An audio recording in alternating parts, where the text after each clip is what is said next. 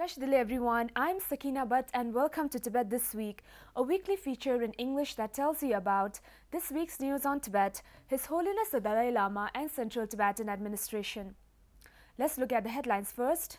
His Holiness the Dalai Lama addresses National Teachers Congress at MIT World Peace University campus in Pune. Buddhist tradition, which spread all over Asia, is India's tradition. His Holiness the Dalai Lama in Bodhgaya. In historic move, His Holiness the Dalai Lama releases first volume of Science and Philosophy in the Indian Buddhist classics.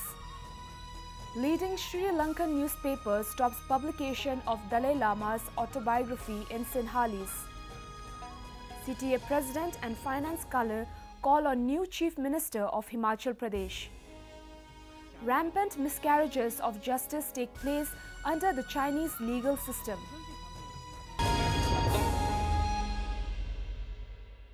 On Wednesday this week, His Holiness the Dalai Lama addressed the inauguration of the Second National Teachers Congress in Pune. His Holiness hailed India's unique potential to combine modern technology and science with its ancient knowledge on the workings of mind and emotions. He said, "There are some kind of crisis about emotion. In that period, in such period, I think India's ancient tradition, how to tackle our emotion, is, I think, not only ancient sort of knowledge, but also is very relevant to today's world. So, in order to make some contribution on humanity level, firstly, this ancient Indian knowledge must revive in modern India.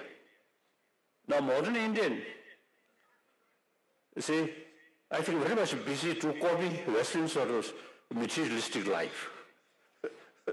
And without, not much about your own 1,000-year-old tradition which dealing with our mind, inner world. Now, that's very important. His Holiness also argued that education system should take care of inner well-being as much as it focuses on physical, and spoke about committing the rest of his life to the revival of Nalanda tradition. His Holiness reiterated his lifelong campaign for peaceful, demilitarized world. The second edition of the National Teachers Congress is India's first confluence of eminent teachers worldwide, connecting more than 8,000 spirited teaching fraternity of higher education across India and teachers of Indian origin serving globally.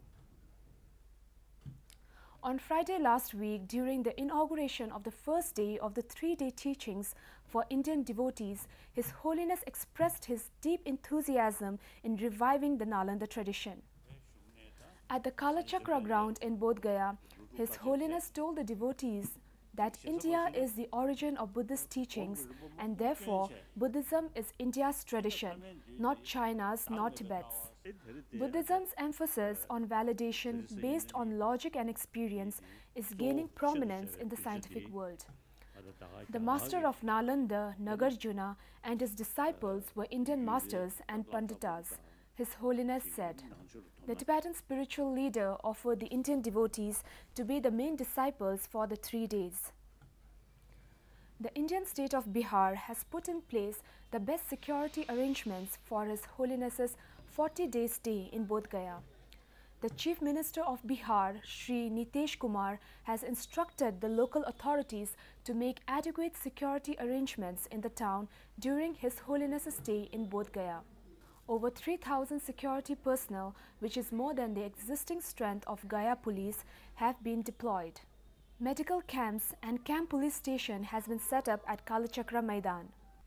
On Sunday this week, His Holiness the Dalai Lama, along with Bihar Chief Minister Nitish Kumar, released the first ever volume of Science and Philosophy in the Indian Buddhist classics at Bodhgaya.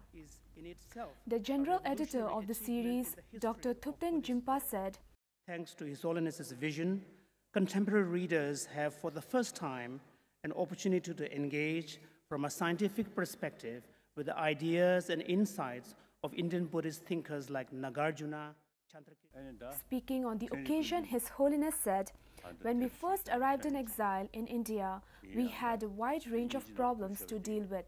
However, in due course, it became clear that the psychology, philosophy and logic that we studied in Tibet from childhood had a wider relevance in the world today. It seemed to me that the science of mind, philosophy and logic in our literature could be studied in an academic way beyond the context of religion." A Sri Lankan leading newspaper, Irada Lankadipa, recently decided not to proceed with the scheduled publication of His Holiness the Dalai Lama's autobiography, My Land and My People, after 3 weekly editions. The president of Sri Lankan Tibetan Buddhist Brotherhood Society, Dr. Dhamendra Puraj, and main translator of His Holiness's autobiography, Ruwan Harishchandra, have urged Irada Lankadipa to resume publishing the autobiography. The editor of the segment said that he was instructed by his management to hold the publication of the article owing to the pressure from the Chinese embassy in Colombo.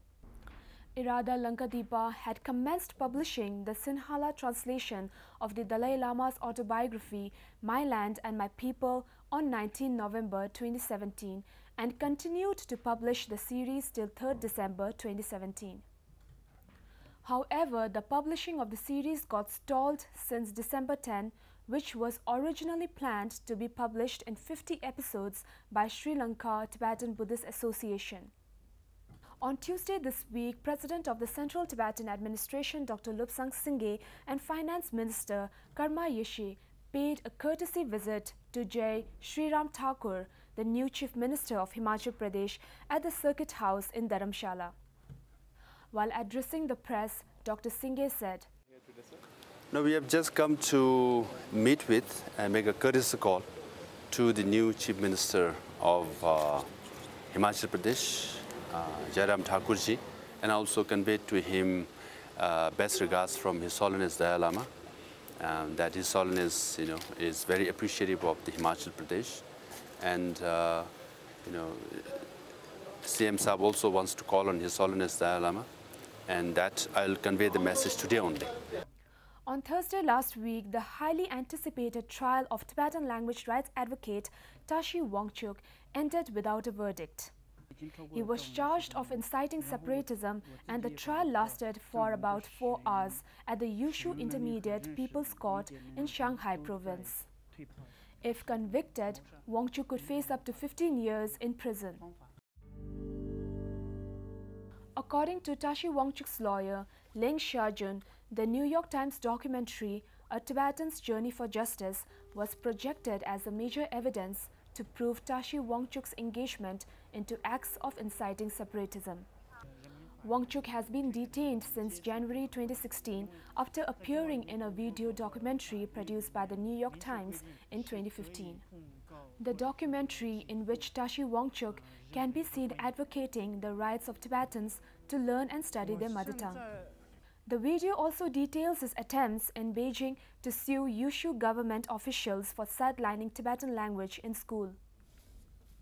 So much for this week. See you next time. Have a great weekend.